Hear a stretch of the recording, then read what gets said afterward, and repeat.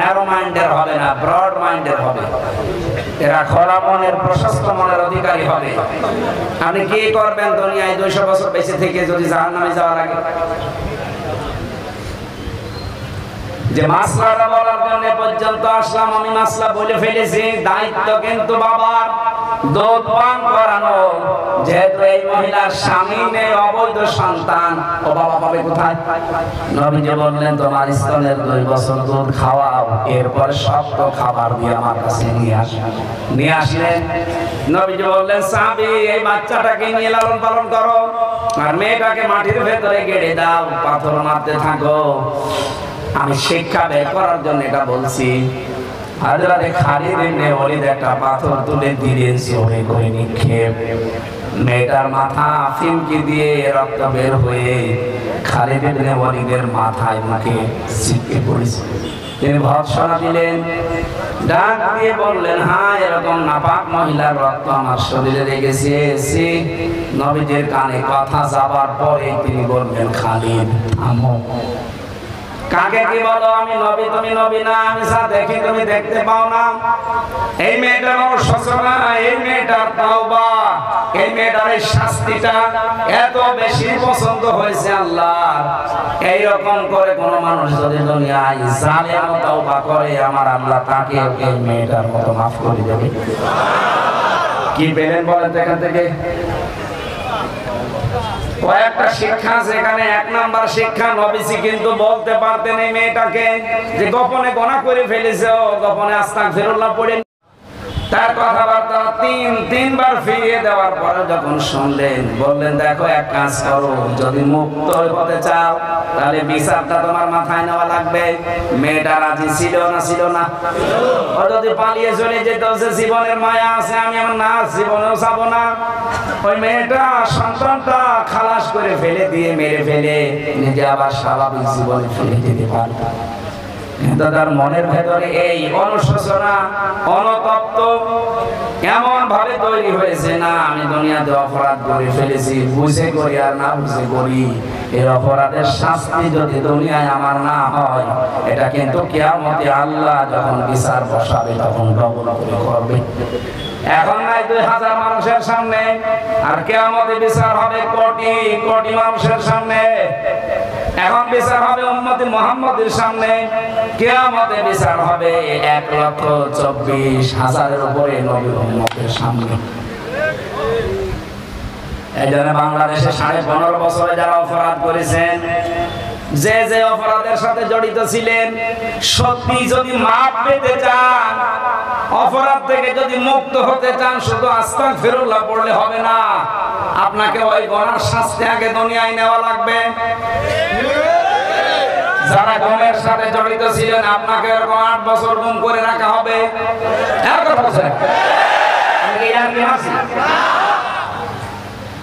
যারা খুন করেছেন মানুষদেরকে, আপনাকেও খুন করা হবে।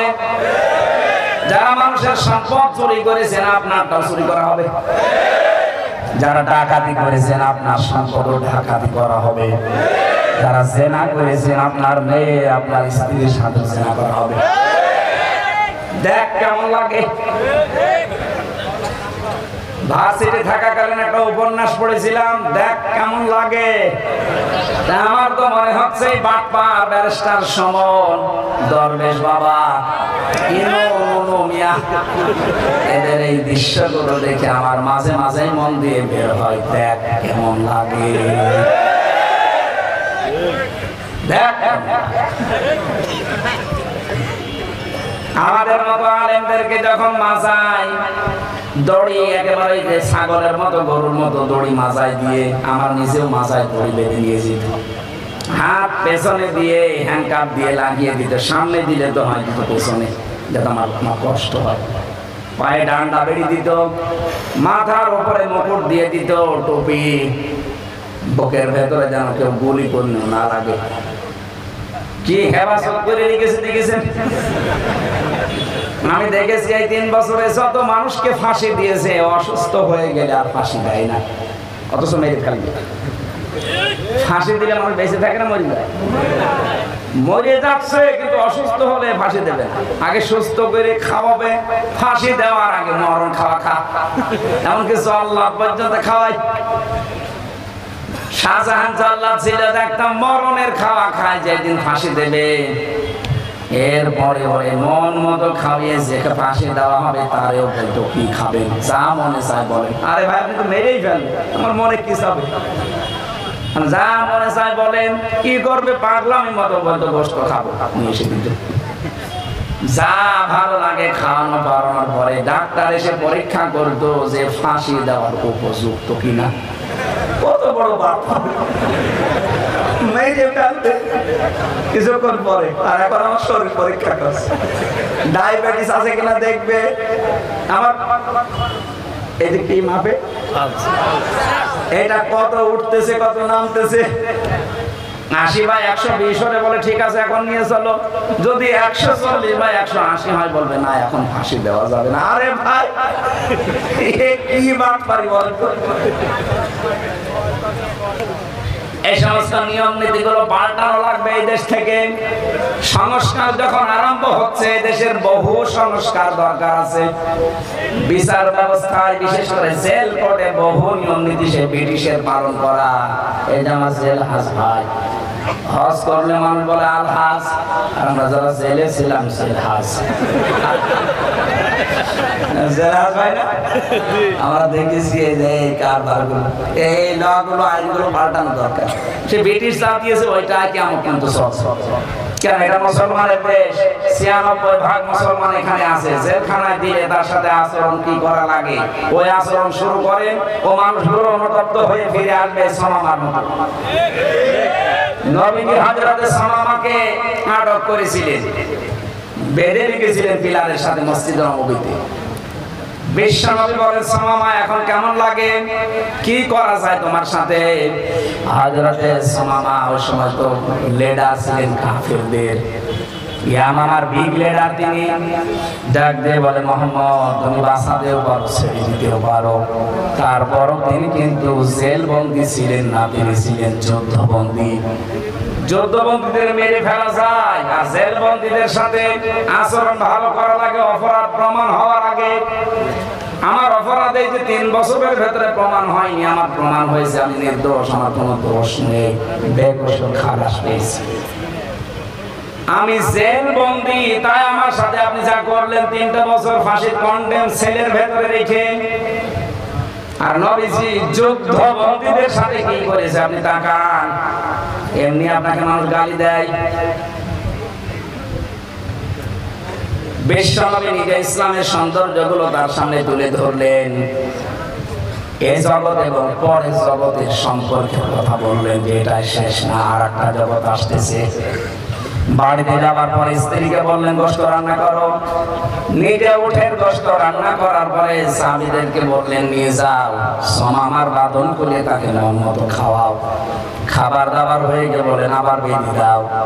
দ্বিতীয় দিন নবীজি আবার আসলেন তার কাছে, জিজ্ঞাসা করলেন কেমন লাগে। ইসলামের সৌন্দর্যগুলো তুলে ধরলেন।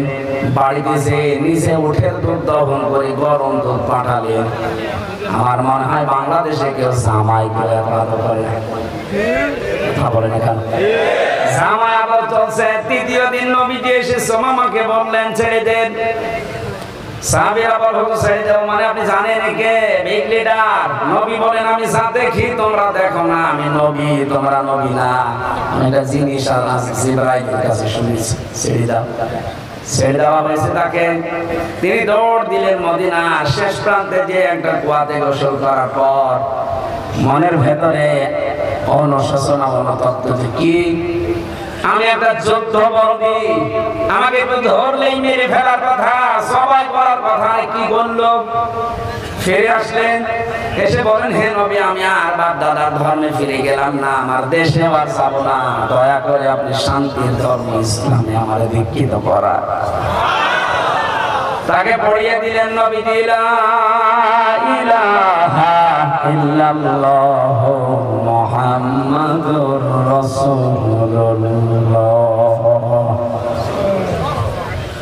এই লোকটা মদিনাতে ছিলেন, যেহেতু ইয়ামামা থেকে মদিনায় মক্কায় গম আসতো, এই গম পেশার পরে রুটি বানিয়ে খেত। তিনি বললেন নবীজিকে মক্কার লোকেরা মানে না, আমি গম বন্ধ করে দিলাম। তার শক্তি ছিল কারণ তিনি লিডার ছিলেন। শেষ পর্যন্ত বিশ্ব নবীর হস্তক্ষেপে এটা বন্ধ হয়ে যায়। আবার তিনি চালু করে দিলেন, কারণ নবীজির কথা ফেলা যায় না। এখান থেকে আমি শিক্ষা দিতে চাই, বিশ্ব নবী মুহাম্মদুর রাসূলুল্লাহ যুদ্ধবন্দীদের সাথে যে আচরণ করেছিলেন, বাংলাদেশে 15.5 বছরে যদি যিনি পালিয়ে গেছেন উনি থেকে শুরু করে যারাই দায়িত্বে ছিলেন, এরা যদি এই জেল বন্দীদের সাথে কারাবন্দীদের সাথে এরকম আচরণ করতেন, এই মানুষগুলো আমার মনে হয় সব আপনার দলে চলে যেত। আপনি সুযোগটাও কাজে লাগালেন না। 15.5 বছরে জুলুম জুলুম জুলুম শেষ পর্যায়ে পৌঁছিয়ে গেলেন।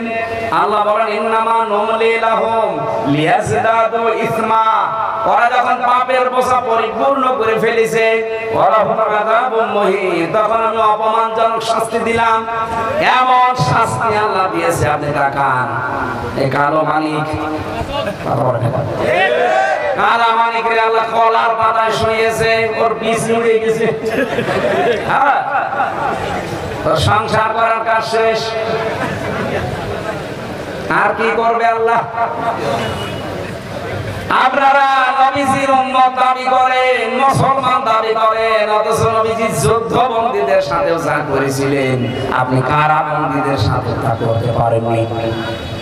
এমন এমন কঠিন অবস্থায় ফেলে দিত, যারা শহীদ হয়ে গেছে আমরা দেখেছি। নবীজিকে গালি দেওয়ার কারণে আমার নিজের চোখের সামনে একজনকে ফাঁসি দিতে নিয়ে গেল। সেই ছেলেটা প্রায় 12 বছর ছেলে ছিল, ময়মনসিংহের দিকে বাড়ি। ওর অপরাধ যে নবীজিকে একদিন গালি দিয়েছিল একটা লোক, তার কেউ শাস্তি দেয়নি, ও নিজের হাতে শাস্তি দিয়েছিল। আর এটা তো ইসলামের নিয়ম, যারা দুনিয়াতে বিশ্ব নবীকে অপমান করবে, গালি দেবে, তাদের বেঁচে থাকার অধিকার নেই। শেষ পর্যন্ত গ্রেফতার করে জেলে দিয়ে 12টা বছর পরে কিছু আমি যেদিন বের হলাম তার কিছুদিন আগে ফাঁসি দিয়ে দিল। সে যাওয়ার সময় আল্লাহু আকবার বলতে বলতে যাচ্ছিল।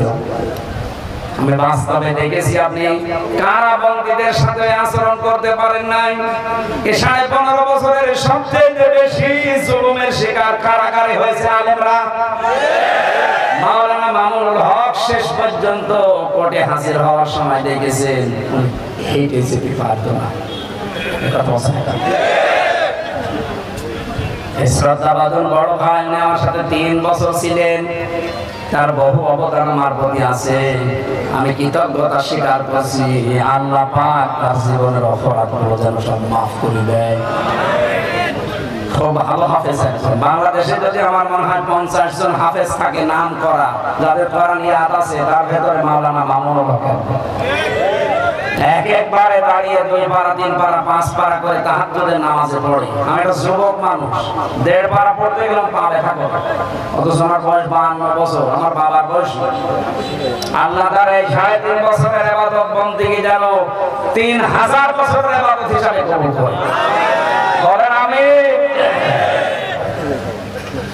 যে শিক্ষাটা নিয়ে আসতে চাচ্ছিলাম এইটাই, যারা অপরাধ করেছেন জুলুম করে, আয়না ঘর বানিয়ে মাটির নিচে নিয়ে আমাকে 10 দিন রেখেছিলেন মাটির নিচে।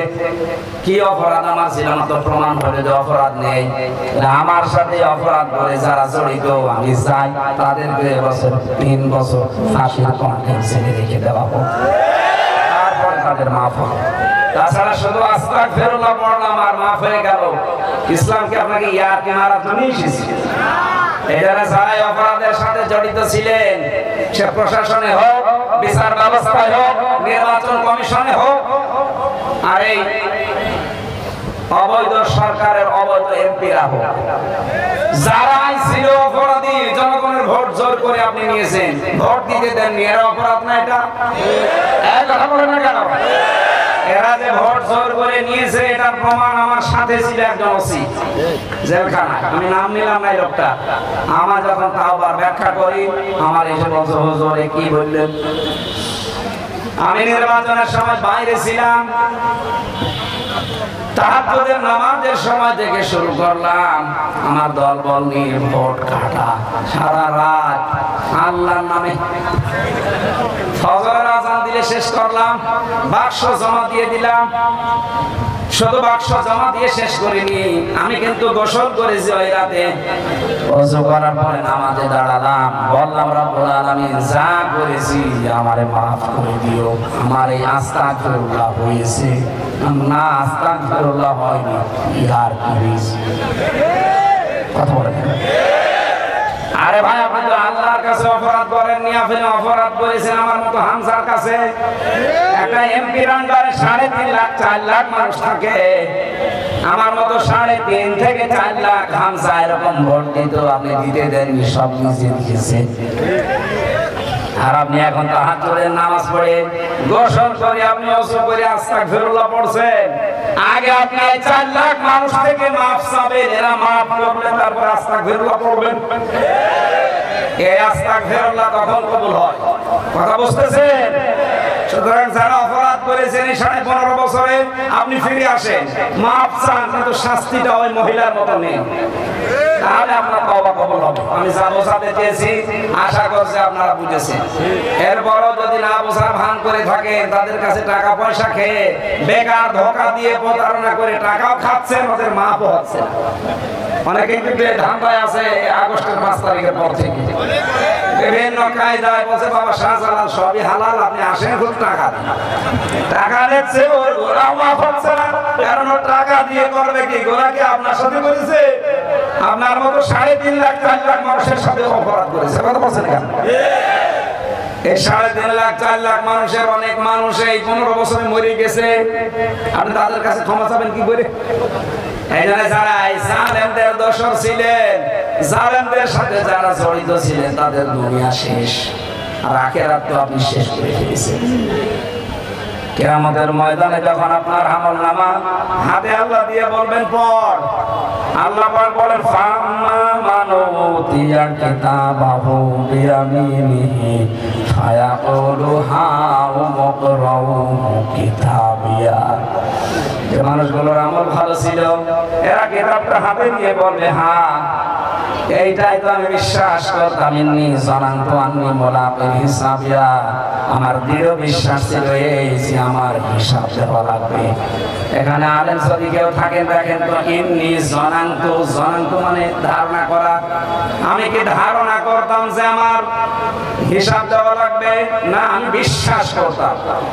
এই জন্য জানানতু আগে আল্লাহ ইন্নী গুরুত্বপূর্ণ একটা শব্দ দিয়েছেন, ইন্নী জানানতু আন্নী মুলাকিন হিসাবিয়া, অবশ্যই আমি বিশ্বাস করতাম আমাকে হিসাবের মুখোমুখি হওয়া লাগবে।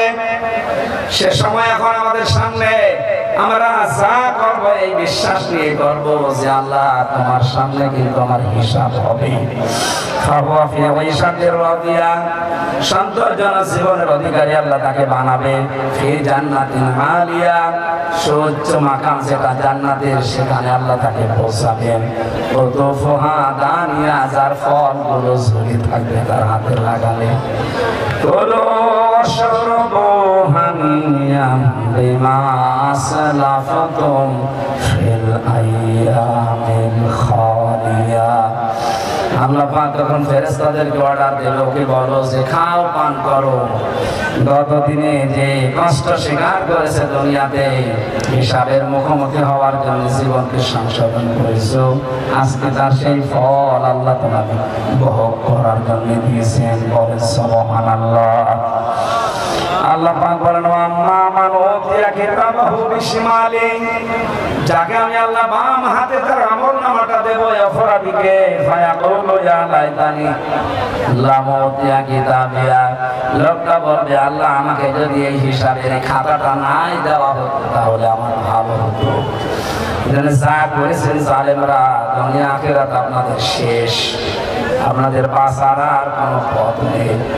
এখন যদি বলেন কেন আল্লাহর রহমত থেকে নৈরাশ হওয়া নিষেধ, হ্যাঁ নিষেধ, কিন্তু যেভাবে আপনি রহমত থেকে নৈরাশ না হয়ে তওবা করা দরকার আপনি তো করবেন না ওইভাবে। লা তাকনাতু মির রাহমাতিল্লাহ আয়াতের পরে যে আয়াতটা আছে এটা আমাদের দেশে বলা হয় না। আরে আশা দেওয়া হয় যে তোর কোনো চিন্তা নেই, আল্লাহর রহমত বিশাল বড়। আরে ভাই বড় ঠিক আছে, কিন্তু সেই ক্ষমা পাওয়ার জন্য দুইটা শর্ত মানা লাগে আর একটা সময় মেনটেন করা লাগে। সূরা জুমারের 54 নম্বর আয়াত, আগেরটা 53 নম্বর আয়াত, ওয়ানিবু ইলা রাব্বিকুম ওয়া আসলিমু লাহু মিন ক্বাবলি। আল্লাহ বলেন এক নম্বরে আমার দিকে জীবনের মধ্যে ফিরে আসা লাগবে, দুই নম্বরে আমার বিধান যেখানে যেটা পাবি পেছনে আর ঘুরবি না, আত্মসমর্পণ করবি। এই দুইটা বলতে যত সহজ মনে হচ্ছে, শুনতে যত সহজ মনে হচ্ছে, মেনে নেওয়া অত সহজ। বলেন আল্লাহর দিকে ফিরে আসলাম, আল্লাহর বিধানের সামনে সারেন্ডার করলাম, এটা করলে মানুষের তৈরি করা আইন যারা প্রতিষ্ঠা করতে চায় তাদের দল বাঁধতে পারে না। এটা অত সহজ না। কখন করবেন এই দুইটা? আইয়াতিয়াকুমুল আযাব সুম্মা লা তুনসারুন। ওই আযাব আসার পূর্বে যখন তোকে সাহায্য করা হবে না, আর সেটা মরণের সময়, আর মরণ আসবে 41 সালে। বলেন বলেন, কোনো গ্যারান্টি নেই, এখানে ভালো যেতে পারবেন না যদি মরণ এসে যায়। সুতরাং এখনই এরকম তওবা করবেন, জীবনের মতো আমি আর কোনোদিন আল্লাহর পথের বাইরে ফিরে যাব না। আমার শরীর আজকে 4টা হয়ে গেছে, শরীর এবং কণ্ঠ ঘাটঘাটে করছে, আমি আর পারছি না। আগামীতে এরকম মাহফিল নিয়ে আপনার দারুল আমান ট্রাস্টে একটা অনুষ্ঠান হয় পুরা জেলা ভেতরে, ওইটা যাবে, ওখানে কথা বলবেন।